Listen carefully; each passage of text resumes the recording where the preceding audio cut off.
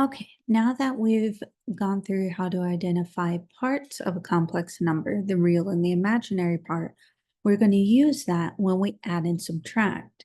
Because when we add and subtract, you're going to add or subtract, which means combine the real parts of the complex numbers and add or subtract the imaginary parts.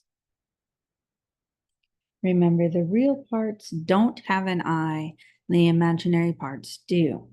When you're doing the addition subtraction problems, I want you to think about combining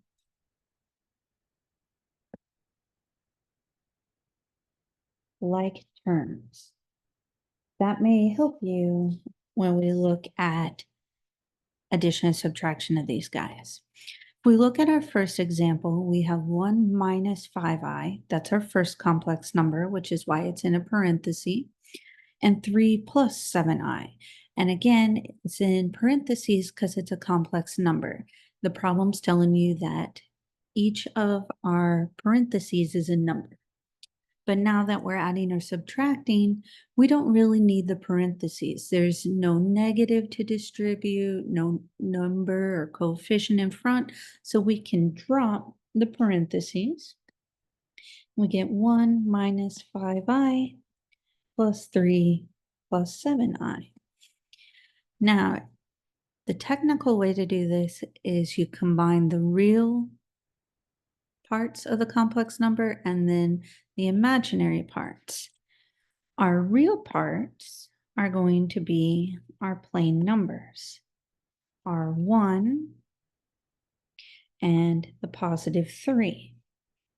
1 plus 3 gets us to 4.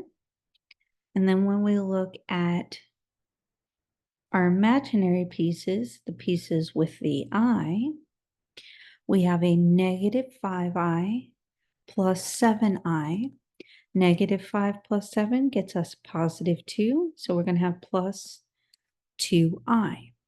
We are not going to change the exponent on the I because we're not multiplying. Just if we had negative 5x plus 7x gets us 2x, we didn't get an x squared. So here we're not going to get an I squared. And we cannot combine the 4 and the 2i because they are not like parts of the complex number, or you can think that they're not like terms. The 4 is real, it doesn't have an I, so we can't combine it with the imaginary 2. Okay.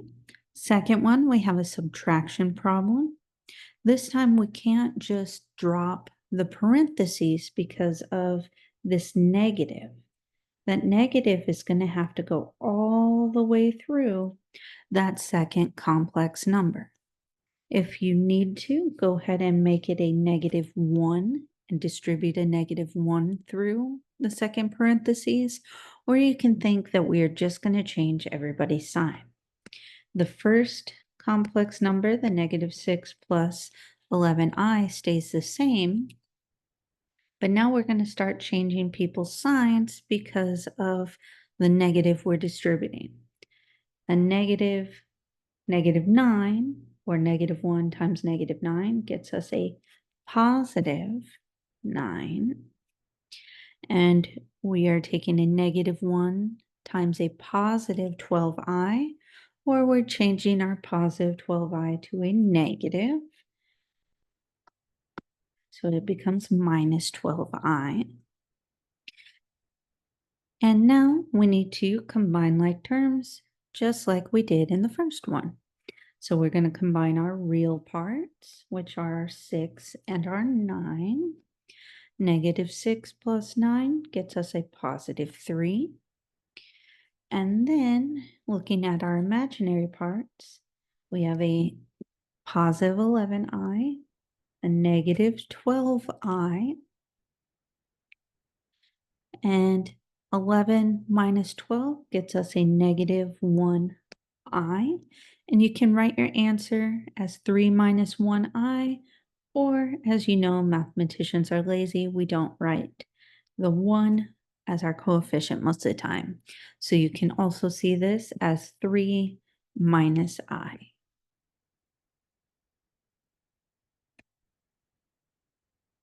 Last one in addition and subtraction. Notice that we have some radicals going on here and negatives under the radicals. So this is not yet written in a plus bi form. It's not simplified down. So we need to simplify our radicals. Notice that both of them have a negative, which means that we are going to be taking out i's. So we're going to have 9 plus, we're going to take out the I, square root of 121, plus our negative 4 plus, taking out the I,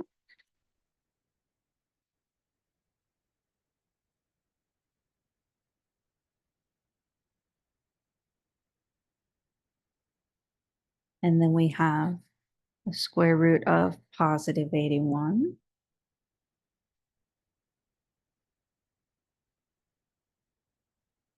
Running out of room to try to put in my parentheses.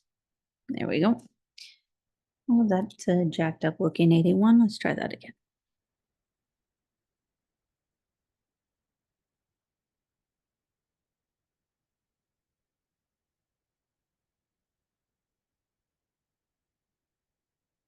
Okay. And now we don't need to put the parentheses around these if we don't want to, because there's no negatives to distribute. So I'm going to have 9 plus, and then remember when you are simplifying these radicals, first thing you do is check it in your calculator, unless you already know what the answer is. But here we get a whole number of 11, which means no more radical in our simplified answer. And we are going to have 11i, because square root of 121 is 11. We have plus a negative 4, which is going to be minus 4. We know we're going to have a plus. And if you already know it, awesome. But if we take the square root of 81, we get 9, which again is a nice whole number. We like that because it means that we will not have radicals in our answer. And we get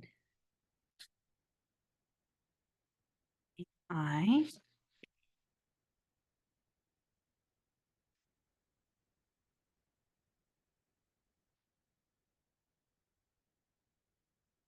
And now we need to combine our like terms.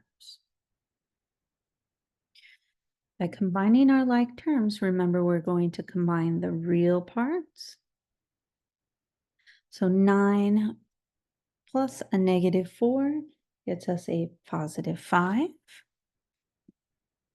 Or 9 minus 4 gets us 5. And then we have our 11i plus 9i, which gets us a 20i. Since it's positive, we're going to put plus 20i. And then we have our answer, because remember, we cannot combine the 5 and the 20i because they are not like terms. They are different parts. One's real and one is imaginary.